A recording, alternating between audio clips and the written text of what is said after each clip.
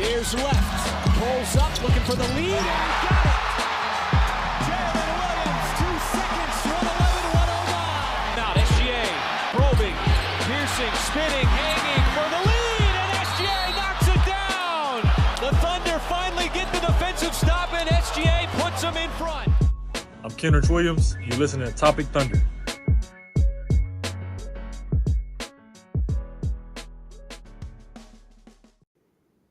Hello, everybody. Welcome in. We have post-game recap live once again. We took a few games off of this, but going to be trying to run these back up again. So if you're live in the chats, welcome in. Thank you for tuning in on a game that you may not want to hear more about, but we're going to tell you anyway. Thunder just finished a game in Houston.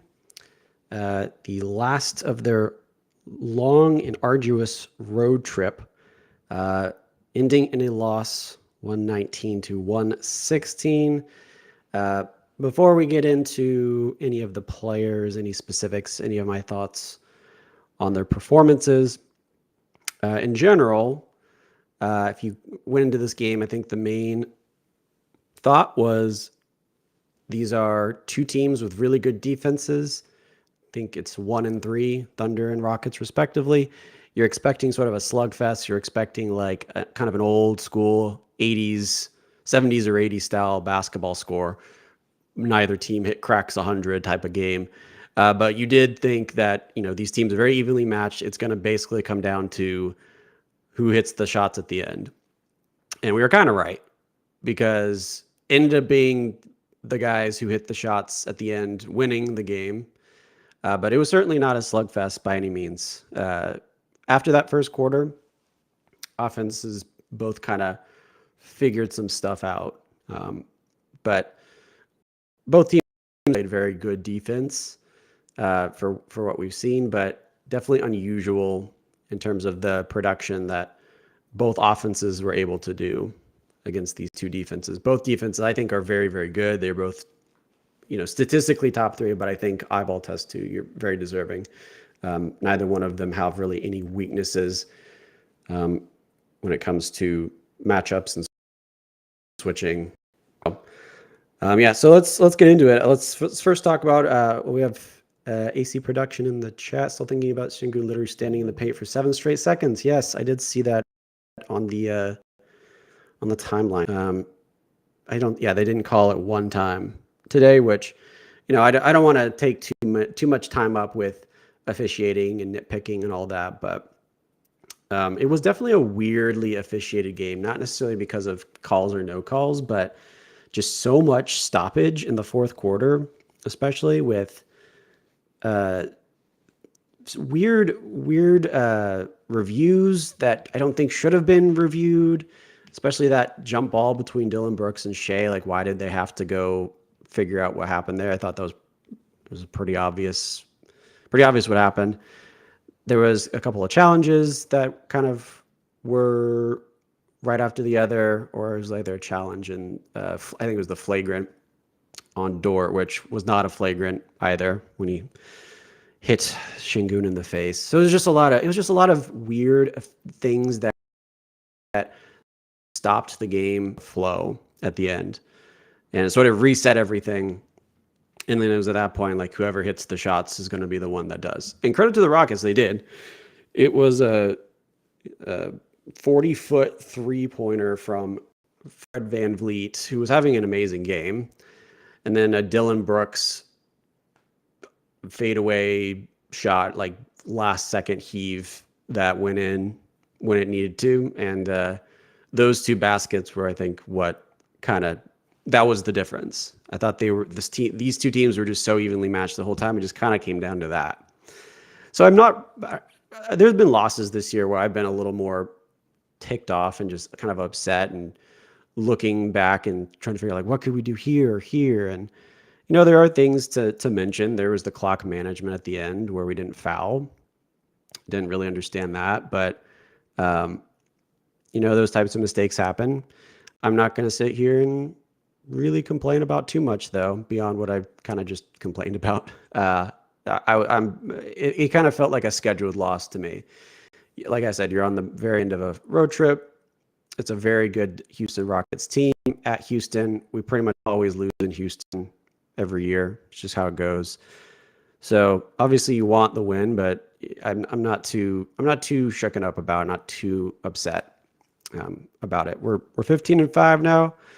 I don't know what the Rockets would have. What are they now? 15-6. I think it's updated to 15-6. Still a half game lead on them.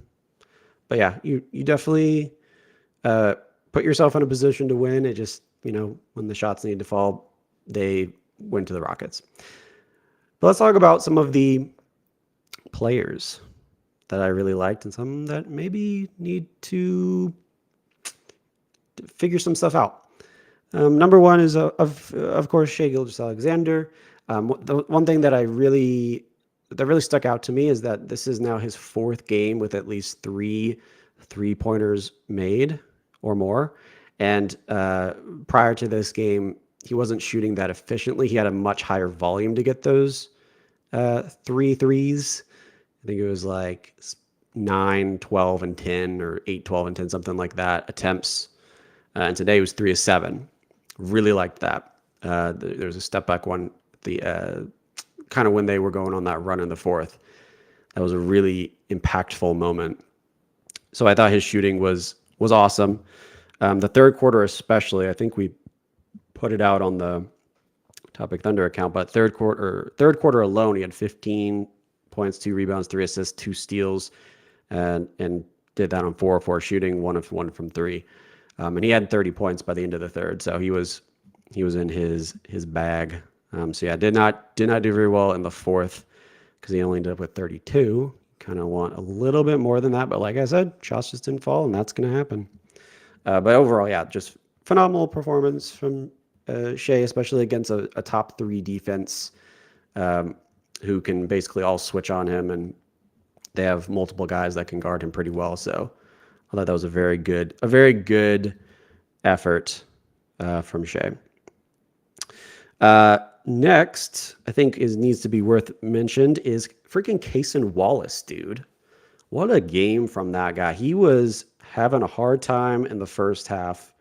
Well, actually, I guess I'll take that back. Not horrible. I thought he was shooting a little bit worse. So I'm going to rescind that initial part of that comment and just say that he had a fantastic game and almost had a double-double, 9 rebounds today. Just completely outsized by most people he was getting rebounds off of, but he was just able to rip it away. Loved that effort. And then he really hit some timely threes, 2 of them in the fourth quarter, one of those being the one that I believe tied the game back up at 112 or something like that. But a very, very big shot from him. But yeah, overall, really good game from Cason. It's been nice to see him have these efficient games offensively because we know he's going to be fine on the defensive end. That's where you really need him to start developing, and we're seeing that, and I love it. And we love Queso, Cookie Jar Queso. He's figuring out the other stuff too. We love it. We love that from Cason. Second year out of summer school. Next, iHeart and J-Dub were the other 2 that, were obviously going to be the bigger impacts for this team. J-Dub did not have a great shooting night, very inefficient, 7 of 21. You would like to see a little bit more from him. His mid-range game is very automatic.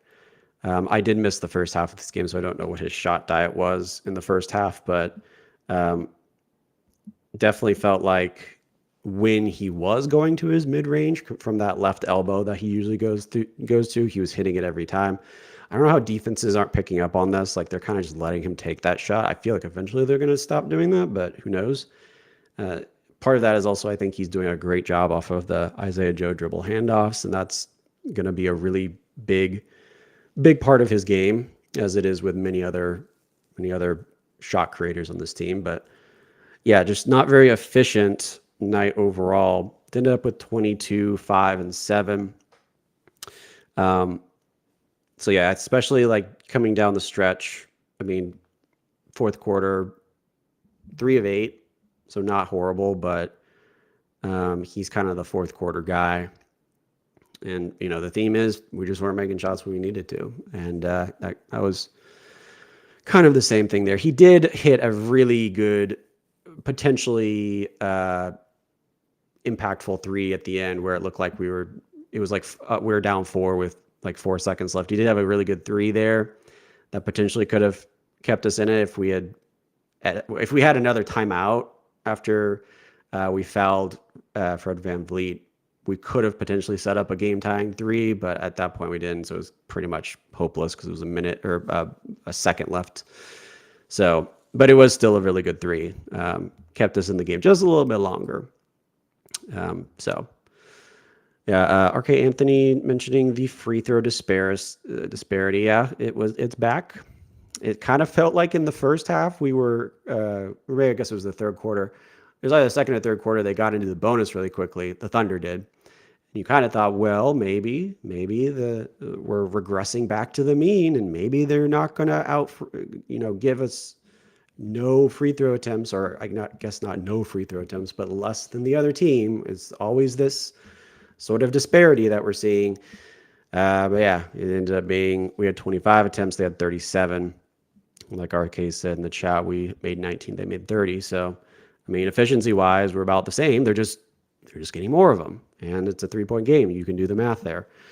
So, and the other thing was this is the last nitpick I will say about the officiating was the Shea drive. A lot of people were clipping it on Twitter, but I don't remember. I think it was Tari Eason, maybe Jabari Smith, but somebody whacked him in the head and just didn't get a call on it. Clearly frustrated, was yelling at the refs. Very odd, very unusual for Shea. Very kind of mild-mannered normally on the court, but visibly upset by that, and rightfully so, I would add. He's a top 3, I would say, player in the NBA. I think that's pretty fair. And if you're a top 3 player, you should be getting better calls than he is getting. That's just the way the league works, whether you like it or not. Yet somehow the Rockets, I guess you can't really say the Twitter area is a representative group of Rockets fans, but the Rockets fans in the stadium tonight were also complaining about refs either calling too many fouls on the Rockets or not enough fouls on the Thunder. And yet here we are again, and the bottom line shows that you're getting more foul calls. You're getting more, and Shea is not getting as many as he should. Also very ironic from Houston fans because of the Harden years. Like this is literally the same thing. It's just happening to you now. So anyway, yeah, free throws, just keep an eye on it. Just keep waiting for that second shoe to drop there.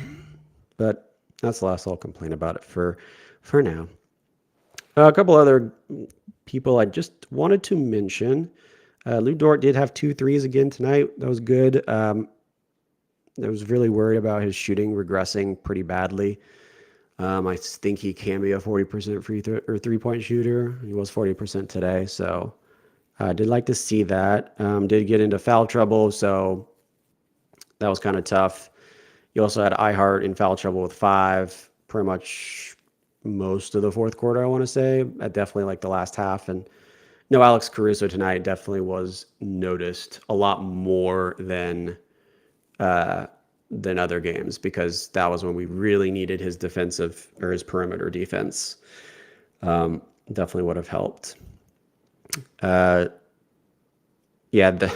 Dagnall needs to step up the gamesmanship, a timely tech. Yeah, he doesn't get as fired up as some other coaches do. I think we mentioned it on the or whenever the Warriors game was, but Steve Kerr is very good at just getting riled up, and that has to do that. There's a psychology there that the refs are going to maybe start to sway a little bit. I'd like Mark to start introducing that a little bit more, in a very tactful way. Don't get thrown out of the game, but throw in a tech when you need to. I bet it helps. I bet it fires up the boys.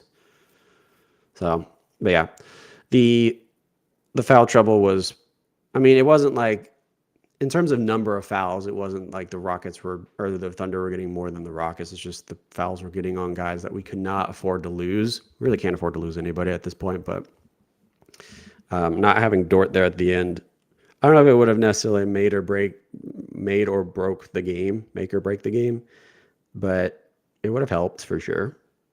And yeah, like I said, not having Caruso wasn't good either. But yeah, I Heart 2, another double-double. I think that's 4 in a row, something like that. So he's just a machine. I think he's going to keep getting double-doubles when Chet gets back too, because yeah, he's, even with Şengün there, he is a force to be reckoned with in the post. I thought overall he had a pretty good game. A lot of potential assists that he didn't get from a guy I'm going to talk about in a second. But, I mean, 19 points, 13 rebounds, and 4 assists. I thought he did pretty okay on Şengün. I think, with the pick and roll he does, he gets switched on a guard, and then that leaves Şengün to get an offensive rebound, which I think ended up being an issue down the stretch in this one, in those second chance points. So there's little things like that, but overall, I had no qualms with Hartenstein. I think every game I've watched him play this year, he has exceeded expectations. But yeah, like I said, 5 fouls for him was just not good. Kind of limited what he could do physically on defense. Billy Tubbs, yeah, I don't know who that is, RK. Beyond my time. Yeah, but the last guy I did want to mention, because I thought he could have had more assists, iHeart could have, is if Isaiah Joe was doing what he was supposed to do. I don't really understand. This was really the only player I wanted to speak about, in not a negative way, but just in more of like a constructive critiquing way, because I don't know why you go 0 of 1 from 3 on 13 minutes played. I mean, that's your bread and butter. And it wasn't like he wasn't getting looks. I mean, you've got Isaiah Hartenstein dribble handoffs. It's like incredible amount of spacing. And I just don't get how someone like Isaiah Joe isn't capitalizing off of that. I'd have to go back and look at the first half and look more closely at the tape, but that was kind of strange to me. I don't know why that's happening. We have mentioned in the past that, Mark made it pretty clear that he emphasized to Isaiah Joe the capitalizing on the added space that you get from iHeart, and that it seems like he might be overthinking that a little bit. And I wonder if that's a little bit of what happened today. But that's just my unprofessional opinion on it. So I really want to see more from him. He almost had a Tony Snell game. He only had 2 assists. Everything else was zeros. So just not a great performance from him overall. So that was my big things on this team. I mean, on the other side, Fred VanVleet had a phenomenal game, 38 points on 5 of 9 from deep, including that 40-footer like we mentioned. Şengün almost had a triple-double. I mean, they had some good games. So, I mean, credit the Rockets. They had a really good game, especially at the end. They were able to put it together more than we were. But it was a really good game overall. I enjoyed watching it. Very competitive. Besides the fact that I kind of just stalled in the fourth quarter, I really enjoyed watching that game. So, potentially good Western Conference playoffs matchup that I would be interested in seeing. But yeah, we'll be back at home on Tuesday against the Jazz for the final Emirates Cup playoff, Emirates NBA Cup in-season tournament game, which I expect is going to be a win, especially after today was a loss. I feel like this team bounces back pretty well, and Utah's obviously not very good, so I'm expecting a dub. But we'll be back to talk about that live on Tuesday. So if you are listening on the audio, like podcast, iTunes, Spotify of this, We're going to play immediately after I stop here our episode from Friday. Apologies to you podcast listeners. That was my fault. Just did not get it out when I was supposed to. So we're going to kind of mesh it together with this episode. So you get to hear both recap of the Houston game as well as the Lakers game on Friday. And if you're ever on YouTube, you can watch it on our YouTube channel if you missed it. So anyway, just a little thing, PSA there for our listeners. So that's where I'm going to end it. If you have any other thoughts on this game today, let us know in the chat, in the comments below. Be sure to like and subscribe before you head out too. It does a lot for us. We really, really appreciate it. We have been steadily growing. We're on our way to 800 and then soon 1,000 after that. But let's get to 800 first. So really appreciate it if you do that. All right. That's all I got for you guys. We'll be back on